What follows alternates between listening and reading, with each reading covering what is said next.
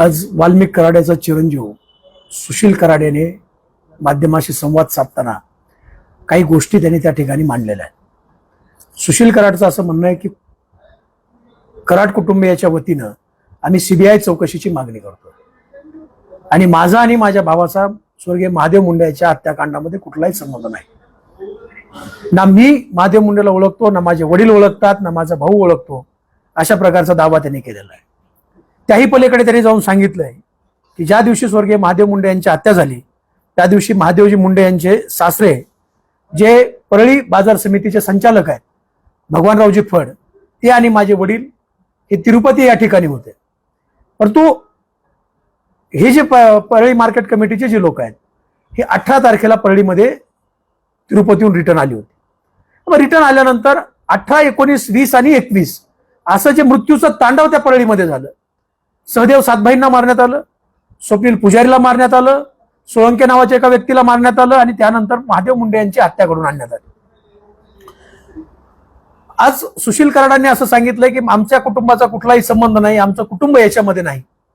अशाच पद्धतीचा आव वाल्मिक कराडने सुद्धा स्वर्गीय संतोष अण्णा देशमुख यांच्या हत्येच्या वेळेला आणला होता आणि त्यांनी एक व्हिडिओ करून सांगितलं होतं की संतोष भैया देशमुख यांचे जे कोणी मारेकरी असतील त्यांना फाशी देण्यात यावी। आता isakal.com आहे देशातील नंबर 1 ची मराठी न्यूज वेबसाईट। प्रत्येक अपडेटसाठी isakal.com ला नक्की भेट द्या। आणि मी आता सरेंडर होतोय। त्यानंतर या वाल्मिक कराडचे जे गुंड आहेत या गुंडांनी याच्या लाभार्थ्यांनी बीड जिल्ह्यामध्ये ठिकठिकाणी रस्ते अडवले होते। प्रत्येक रस्त्यावरती यांनी कायद्याला झुगारून कायद्याची पायमल्ली करत रस्ता रोको केले होते आणि प्रत्येक वेळेला त्यांनी एक सांगितलं होतं की आमचे वाल्मिकांना हे निर्दोष आहेत, संत वाल्मिकांना निर्दोष आहेत, अण्णा कुठल्याही त्या खुनाच्या गुन्ह्यामध्ये सहभागी नाहीत। परंतु काल परवा त्यांनी जो निर्दोषतेचा अर्ज दिला होता त्याच्यावरती कोर्टाने जी निरीक्षणं नोंदवली आहेत हे अत्यंत गंभीर आहेत। ती निरीक्षणं अशी आहेत, या सर्व सिंडिकेटचा जो प्रमुख आहे तो वाल्मिक कराड आहे। जी संतोष अण्णांची हत्या झाली ही वाल्मिक कराडच्या सांगण्यावरूनच या लोकांनी केलेली आहे। म्हणजे कसाब गोळ्या मारतोय, पण कसाबच्या पाठीमागे पाकिस्तानची ISI जी आहे ती प्रमुख आरोपी या सगळ्या केसमध्ये आपण या देशामध्ये असलेली पाहिली होती। वाल्मिक कराड आणि वाल्मिक कराडचं जे कुटुंब आहे त्या कुटुंबाच्या बाबतीमध्ये मला आता एक म्हणायचं आहे। आज त्या सुशीलची प्रेस बघितली आणि प्रेस बघितल्यानंतर मला एक गोष्ट आठवली, जब गीदड़ की मौत आती है तो गीदड़ शहर की तरफ भागता है। आता ह्या कराड कुटुंबियाचं आणि त्यांचं जे सिंडिकेट आहे गुन्हेगारी सिंडिकेट यांचा अंत जवळ आलेला आहे आणि अंत जवळ आलेला असल्यामुळे कायद्याचं एक एक पाऊल त्यांच्या दिशेनं पडतंय। त्यामुळे या सुशील कराडनी आज प्रेस घेतली आणि प्रेसमध्ये मी महादेव मुंडेंना ओळखतच नाही अशा प्रकारचा त्यांनी दावा केलेला आहे। म्हणजे ही जी फडफड आहे, दिवा विझण्याच्या अगोदरची जी फडफड आहे, यांना माहिती आहे आपण काय केलेलं आहे। स्वर्गीय महादेव मुंडेंच्या हत्येमध्ये आपला काय सहभाग आहे, स्वर्गीय संतोष अण्णा देशमुखांच्या हत्येमधला सहभाग आता कोर्टाने सिद्ध झालाय। कोर्टाचे निरीक्षण आपल्या समोर आहेत। बापू आंधळेच्या खुनामध्ये सुद्धा आपला काय सहभाग आहे आणि येणाऱ्या काळामध्ये अनेक हत्याकांड ही समोर येणार आहेत। याच्यामध्ये एका दलित समाजाच्या मुलाचं सुद्धा हत्याकांड आहे, ती लोक काल परवा आम्हाला येऊन भेटून गेलेले आहेत, ते सुद्धा हत्याकांड येणाऱ्या काळामध्ये समोर येणार आहे। म्हणजे ही जी संत वाल्मिक कराडाची जी परंपरा आहे ती परंपरा आता पुढे चालवण्याचं काम सुशीलला करायचंय असं वाटतंय। आणि मग खोटं बोल पण रेटून बोल, आपण गुन्हेगार आहोत हे माहीत असताना सुद्धा सुशीलने ज्या काही वल्गना केल्यात त्या वल्गना अत्यंत गंभीर आहेत। सुशीलने असं सांगितलं की ज्ञानेश्वरीताई मुंडेंना त्यांनी आव्हान केलंय की ते आव्हान असं आहे की तुम्हाला कोण मध्यस्थी आला होता आणि त्या मध्यस्थीला तुम्ही आमच्या समाज तुम्ही माध्यमासमोर आणा। माझं तुमच्या माध्यमातून एवढंच सांगणं आहे की जो मध्यस्थी तू पाठवला होता तुझ्या ऑफिसवरून आला होता, तो मध्यस्थी 17, 18 आणि 20 जुलैला शिवाजी महाराज चौकामध्ये जे सतीश फड यांचं ऑफिस आहे त्या ऑफिसला 5-5 तास तो त्या ठिकाणी बसून आहे। तो तुझा निरोप घेऊन आलेला आहे, ती गाडी तुझ्या दारातून आलेली आहे आणि तुझ्या पाठवलेल्या माणसाची जी गाडी आहे ती सतीश फड यांच्या दारात 5-5 तास उभा आहे। आणि मग सतीश फडने जेव्हा उत्तर दिलं त्यानंतर तू पाठवलेला दूध पळून गेलाय, त्याचं नाव आम्ही SITला दिलंय आणि ज्या वेळेला योग्य वेळ देईल त्यावेळेला माध्यमाला आणि समाजाला सुद्धा आम्ही ते नाव देऊ। म्हणजे तू जे चॅलेंजेस देतोय की ही जी मगरुरी आणि ही जी मस्ती आहे, ही मस्ती अजून एक कराड कुटुंबाची कमी झाली नाही। म्हणजे एखाद्याच्या घराचं वाटोळं झालंय, स्वर्गीय महादेवभाऊ मुंडेंची हत्या झाली आहे, अरे लेकरांची काय अवस्था आहे, त्यांच्या पत्नीची काय अवस्था आहे, त्यांच्या मेहुण्यांची काय, हे न पाहता तू स्वर्गीय महादेवभाऊ मुंडे यांच्या पत्नी ज्ञानेश्वरीताईला आव्हान देतोय की तुम्ही माझ्या समोर आलं पाहिजे, तुम्ही माध्यमासमोर आलं पाहिजे। आम्ही न्यायासाठी आम्ही संविधानिक मार्गाने लढा उभा करतोय, संविधानिक परिस्थितीमध्ये आम्ही लढतोय आणि निश्चितपणे ज्या पद्धतीने संतोष अण्णा देशमुखांच्या हत्येमध्ये या कुटुंबाने आव आणला होता की आमचा काही संबंध नाही, आम्ही कुठल्या गुन्ह्यामध्ये नाहीत, आमचं काही घेणं देणं नाही, परंतु हे सगळं त्यांनी करून या पद्धतीने घडून आणलं होतं, ते कोर्टाने सिद्ध केलं. निश्चितपणे स्वर्गीय महादेवभाऊ मुंडे मध्ये सुद्धा कराड कुटुंब हे आरोपी आहे, अशा पद्धतीचं बाळा बांगर यांनी सांगितलेलं आहे. अशा पद्धतीची चर्चा त्या सगळ्या परळीच्या परिसरामध्ये तिथल्या प्रत्येक माणसाला माहिती आहे. आणि तू जो म्हणतो की मध्यस्थीला माणूस कोण पाठवला होता, त्याचं नाव आम्ही एसआयटीला दिलेलं आहे, त्याची सुद्धा एसआयटी चौकशी करेल. या सगळ्या गोष्टी दूध का दूध आणि पाणी का पाणी समोर होणार आहे. फक्त एकच आहे की जाताना तरी शांततेत जावा, जेल तुमची वाट बघते. नक्कीच पाहायला गेलं तर अनेक वेळेस आरोप प्रत्यारोप पाहायला मिळाले. ज्या पद्धतीने संतोष देशमुख हत्या प्रकरणामध्ये देखील वाल्मिक कराड यांनी आपण दोषी नाही, त्यांना आपण जर दोषी असेल तर आपल्याला भर चौकात फाशी द्या, आज देखील त्यांचा मुलगा म्हटलेला आहे की आम्ही कुणीही दोषी नाही, विनाकारण आमच्यावर आरोप करण्यात येत आहे किंवा आम्ही चौकशीला जायला सामोरे तयार आहोत. वाल्मिक कराड ज्या पद्धतीने म्हणलं होतं की मला भर चौकात फाशी द्या, संविधानामध्ये तर तशी तरतूद नाही, तो जनमानसाची भावना आहे की वाल्मिकला चौकातच फाशी दिली पाहिजे. आणि ज्या पद्धतीने त्यांनी ते मांडलं, ज्या पद्धतीने त्यांनी शोबाजी केली, रस्ते अडवले, गुंडगिरी केली, पोलीस स्टेशनवर मोर्चे काढले, एसपी ऑफिसवर मोर्चे काढले, शेवटी या न्याय व्यवस्थेवरती आमचा विश्वास आहे. आदरणीय पंकजी कुमावत सर, आदरणीय संतोषजी साबळे सर यांना आम्ही सगळ्यांनी, म्हणजे स्वर्गीय महादेवभाऊ मुंडे यांचं कुटुंब आणि आम्ही सगळ्यांनी आदरणीय मुख्यमंत्री साहेबाकडे आणि मनोजदादा जरांगे पाटलाकडे पाठपुरावा करून मागून घेतलेला आहे. त्यामुळे याचं दूध का दूध आणि पाणी का पाणी होणार आहे. गेले 22 महिने कराड कुटुंबाच्या तोंडातनं ब्र सुद्धा बाहेर आला नाही. काल पंकज कुमावत साहेब आले आणि आज त्या सुशील कराडला वाचा फुटली. पुलिस की लाठी अच्छे अच्छे को बुलाती आहे. त्यांना माहिती आहे की पंकज कुमावत साहेब आलेत, आपल्याला सुट्टी मिळणार नाही.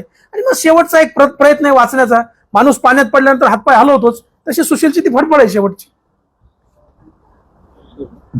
त्यांनी पुढे असं सुद्धा म्हटलं होतं की यामध्ये नेमकी डील झाली आहे की नाही हे स्पष्ट झालं पाहिजे, कारण आम्ही तर कुणाला ऑफर घेऊन पाठवलं नव्हतं आणि तुम्हाला ऑफर आली की नाही हे स्पष्ट झालं पाहिजे. मग मी तुम्हाला सांगितलं ना की 17, 18, 19 आणि 20 त्यांनी पाठवलेला जो दूत आहे तो स्वर्गीय महादेव मुंडे यांचे मेहुणे सतीश भाऊ फड यांच्या ऑफिसमध्ये 5-5 घंटे बसलाय. त्यांनी ती ऑफर दिलेली, आम्ही ते सगळं पुराव्याने एसआयटीला दिलेलं आहे. आणि ज्या वेळेला वेळ येईल तेव्हा समाजाला आणि माध्यमाला सुद्धा देऊ. हा कायदेशीर प्रक्रियेचा भाग आहे. आणि तुला जर तेवढीच जर हौस असेल तर तू एसआयटी कडे जा आणि आम्ही कुणाचं नाव दिलं ती चौकशी कर. गेल्या 2 दिवसांपूर्वी एक व्हिडिओ समोर आला ज्यामध्ये गोट्या गिट्टीचा व्हिडिओ जो आता फरार आहे आणि मुकोकातला सुद्धा आरोप आहे आणि थेट तो आमदाराला एका लोकप्रतिनिधीला धमकी. याच्यामध्ये असं आहे की गोट्या गित्ते हा एका रेल्वे पटरीवर बसून एक व्हिडिओ करतोय. याच्यामध्ये आदरणीय जितेंद्र आव्हाड साहेब, अंजलताई दमानिया, सुरेशांना दशा सगळ्यांना तो धमकी देतोय. आणि तो सांगतोय की माझं जे दैवत आहे श्री संत वाल्मिक अण्णा कराड ते माझं दैवत आहे. आता त्यांची एक अडचण अशी आहे की जितेंद्र आव्हाड साहेब हे या स्वर्गीय महादेव मुंडे यांच्या प्रकरणामध्ये पहिल्या दिवसापासून फॉलोअप घेत आहेत. सभागृहामध्ये ते प्रकरण मांडलंय, मीडियासमोर मांडलंय. आणि ज्ञानेश्वरीताई मुंडे या आमच्या भगिनीला न्याय देण्यासाठी आव्हाड साहेब लढतायत. त्यामुळे आव्हाड साहेबाला धमक्या बिमक्या कुठं गरजुल्याने देऊन काही फरक पडत नाही. आव्हाड साहेब त्याला मोजणार नाहीत, आम्हीही मोजणार नाहीत, ना दसांना त्याला मोजणार आहेत. त्यामुळे ही जी यांची जी मगरुरी आहे की आपण मकोकाचे आरोपी आहोत, आपण 2-2, 3-3 खुनातले आरोपी आहोत, आणि असं असताना सुद्धा आपण व्हिडिओ करतोय आणि व्हिडिओ करून आपण या व्यवस्थेला आव्हान देतोय. ते जे आव्हान आहे ते आव्हान फक्त आव्हाड साहेबांना नाहीये, ते आव्हान आहे महाराष्ट्राच्या गृहमंत्र्याला, महाराष्ट्राच्या मुख्यमंत्र्याला. ते आव्हान त्यांनी स्वीकारलं पाहिजे. आणि माझं तर म्हणणं असं आहे की यांनी लवकरात लवकर गोट्या गित्तेला अटक करावं, अटक करून समाज माध्यमासमोर आणावं. नाही तर हे लोक त्या गोट्या गित्तेचा सुद्धा त्याचा सुद्धा खून करतील किंवा त्याचं सुद्धा त्या ठिकाणी बरं वाईट घडून आणतील. कारण अनेक राज हा गोट्या गित्ते आपल्या काळजामध्ये घेऊन फिरतोय. परळीच्या प्रत्येक घटनेशी या गोट्या गित्तेचा संबंध आहे. म्हणतो आजच मीडियावरती एक यादी आली आहे, त्या गोट्या गित्तेवरती 28-30 गुन्हे आहेत. म्हणजे 28-30 गुन्हे असलेला व्यक्ती हा वाल्मिक कराडांना दैवत मानतो आणि वाल्मिक कराडांच्या इशाऱ्यावरती अनेकांचे खून करतो, लोकांच्या दारामध्ये नेऊन श्राद्धाचं ताट ठेवतो, भर बाजारामधून लोकांना शिवीगाळ करतो, लोकांना मारून टाकतो. आणि तो गोट्या गित्ते हा त्या वाल्मिकांनाचा भक्त आहे. याच्यावरून त्यांची ती एकूण प्रतिमा जी आहे ती प्रतिमा आपल्या सगळ्यांच्या लक्षात येते. महादेव मुंडे हत्या प्रकरणात ज्यांच्यावरती आरोप होत आहेत, तो गोट्या गिट्टी असेल व्हिडिओ बनवतो, दुसऱ्या बाजूला कराड कुटुंब मीडिया समोर येतो, एकूणच याबद्दल काय वाटतं? याच्यामध्ये काय आहे की गेले 22 महिने एकही आरोपी पोलिसांनी डिटेक्ट केला नाही. 22 महिने त्याच्यामध्ये 9 तपास अधिकारी बदलले आहेत. अशी कोण व्यक्ती आहे की 9 तपास अधिकारी बदलावे लागतात, 22 महिन्यामध्ये आरोपी डिटेक्ट होत नाही? अशी कुणाची ताकद आहे? माझी तर ताकद नाहीये, किंवा अजून कोणाची एखाद्या कॉमन जर त्याच्यामध्ये सामान्य मारेकरी असेल त्याची नाहीये. निश्चितपणे याच्यामध्ये जे बाळा बांगर यांनी सांगितलेलं आहे, बाळा बांगर यांनी सांगितलं की ही सगळी घटना माझ्या समोर वाल्मिक कराड त्याच्या मुलांनी घडून आणली आहे. महादेव मुंडेंचं गळ्याचं मांस वाल्मिक कराड खिशामध्ये घेऊन फिरत होता. एवढी विकृती आहे. आणि आम्ही कशी दहशत माजवतो, आम्ही कसं सांगतो, आम्ही आमच्या आडव्या आलेल्या लोकांना कसं संपवतो, हे दाखवण्यासाठी केलेले हे उपक्रम आहेत. स्वर्गीय संतोष अण्णांमध्ये सुद्धा त्यांना अतिशय क्रूरपणे मारलं आणि क्रूरपणे मारून त्यांच्या प्रेताची विटंबना केली, जिवंत असताना त्यांची विटंबना केली, त्याची व्हिडिओ क्लिपिंग केली आणि ती व्हिडिओ क्लिपिंग समाज माध्यमावरती आणि इतर लोकांना पाठवली. त्याचं कारण असं आहे की आम्हाला आडवं गेलेल्या लोकांना आम्ही कसं संपवतो, ही विकृत मानसिकता आणि दहशत निर्माण करायची जी पद्धत आहे ती वाल्मिक कराड आणि त्यांच्या टोळीची आहे आणि त्या पद्धतीने ते काम करतायत. तर या खुनामध्ये सुद्धा बाळा बांगर जे 24 तास सोबत असलेला माणूस आहे, बाळा बांगर सांगतात निश्चितपणे ते माणूस खोटं बोलत नाही, कारण हे बोलणं सुद्धा जीवावर बेतण्यासारखं आहे. यांचं गुन्हेगारी सिंडिकेट आजही चालू आहे, आजही यांचे गुन्हेगार बाहेर कार्यरत आहेत, आजही या लोकांकडून आम्हाला सगळ्याला जीवे मारण्याच्या धमक्या येत आहेत, आम्हाला सगळ्याला त्या ठिकाणी त्रास देण्यात येतोय आणि हे होणार आहे. त्यांच्याकडे ज्याप्रमाणे पुरावे आहेत तसेच पुरावे त्यांच्याकडे आहेत आणि ती त्यांची भूमिका कराड कुटुंबाची भूमिका ती मांडणार पत्रकार परिषदेत. माझं तुमच्या माध्यमातून त्या सुशीलला आव्हान आहे, तू ये, अजून कोणी असेल त्याला आण, छत्रपती शिवाजी महाराज चौक बीड या ठिकाणी समोरासमोर आपण प्रेस करू. तुझ्याकडे काय पुरावे आहेत आमच्याबद्दलचे घेऊन ये, आम्ही तुझ्या कुटुंबापर्यंतचे पुरावे घेऊन येतो.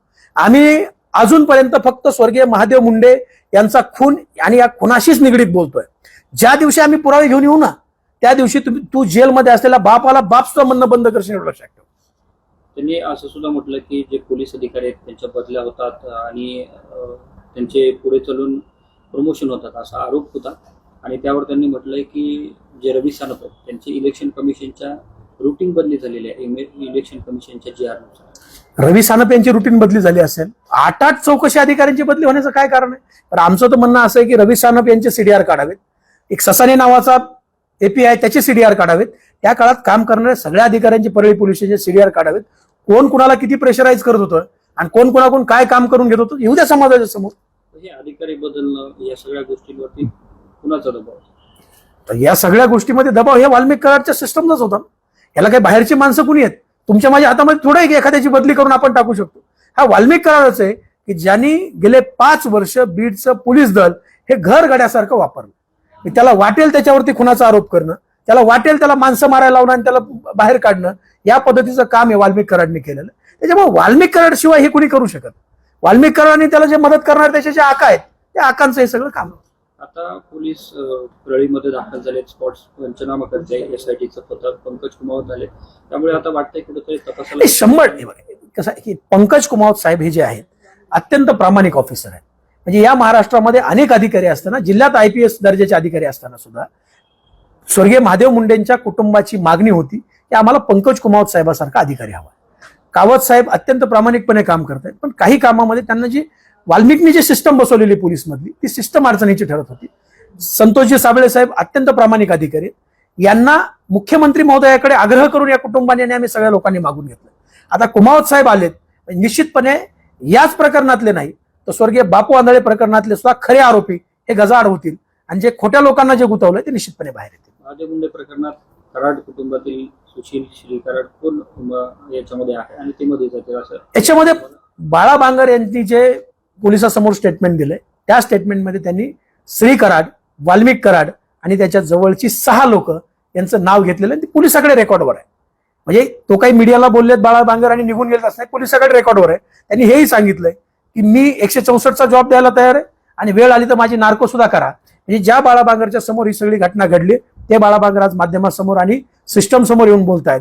निश्चितपणे त्याचा विचार झाला पाहिजे, त्याच्यावर सुद्धा चौकशीचा एक अँगल त्या पद्धतीने चालवला पाहिजे. श्री कराड जो आहे तो परदेशात जाण्याच्या तयारीत आहे अशा प्रकारचे दावे केले जात आहेत. पहिलं पैशावाल्या बापाचे पोर आहेत, कुठेही जाऊ शकतात ते, फक्त पोलिसांनी जाऊ देऊ नये एवढीच आमची विनंती. महादेव मुंडे हत्या प्रकरणात काही लोकांची चौकशी झाली, त्यांना नोटीस देऊन सोडलं गेलं. मात्र याच्यामध्ये वाल्मिक कराडच्या 2ही मुलांची चौकशी झाली अशी माहिती आहे किंवा सूत्रांनी माहिती दिलेली आहे. मात्र त्यांना नोटीस देऊन सोडलेलं आहे.